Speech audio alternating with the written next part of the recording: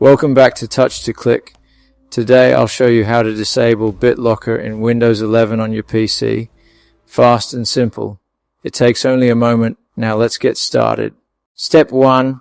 Right-click the Start button at the bottom left. This opens the Quick System menu.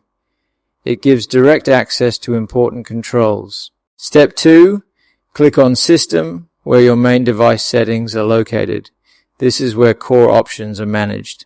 Step 3. Scroll to Related Settings. This section links to advanced protection features. BitLocker options are found here. Step 4. Click BitLocker. This opens the drive encryption page. You can see which drives are protected. Step 5. Click Turn off BitLocker for the drive. This begins removing encryption. It allows normal access without a key. Step 6. Follow the on-screen instructions to finish. Decryption runs in the background. Keep the PC on until it completes. Thanks for watching. Please subscribe to the channel.